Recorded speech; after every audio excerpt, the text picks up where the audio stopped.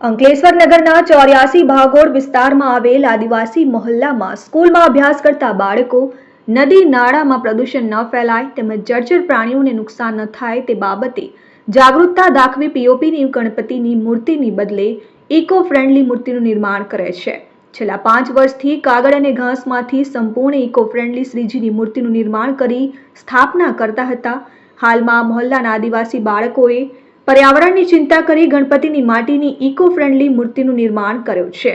આ eco friendly શ્રીજીની મૂર્તિના નિર્માણમાં ખાસ વાત તો એ છે કે સ્કૂલમાં ભણતા વિદ્યાર્થીઓ સ્કૂલમાંથી છૂટ્યા બાદ હોમવર્ક પૂરું કરી મૂર્તિનું નિર્માણ કર્યું છે। પર્યાવરણને નુકસાન ન થાય એ બાબતનું ધ્યાન રાખી નર્મદા નદીની માટી લાવી શ્રીજીની ભવ્ય મૂર્તિ બનાવી છે, જેમાં બાળકોએ મૂર્તિમાં વોટર કલરનો ઉપયોગ કર્યો છે। ત્યારે આ મહોલ્લાના આદિવાસી બાળકો જળ સ્ત્રોતને બચાવવા અન્ય ગણેશ ભક્તો માટે ઉત્તમ દાખલો બેસાડી રહ્યા છે। યશ કુમાર રાજેન્દ્રભાઈ વસાવા છે। હું 84 ભાગોળમાં રહું છું।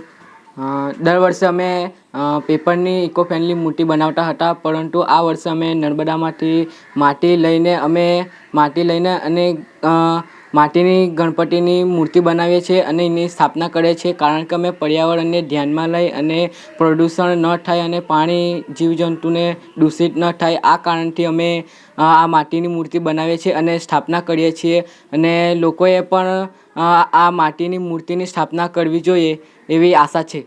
Dharmesh Patel, RN news, Ankleshwar.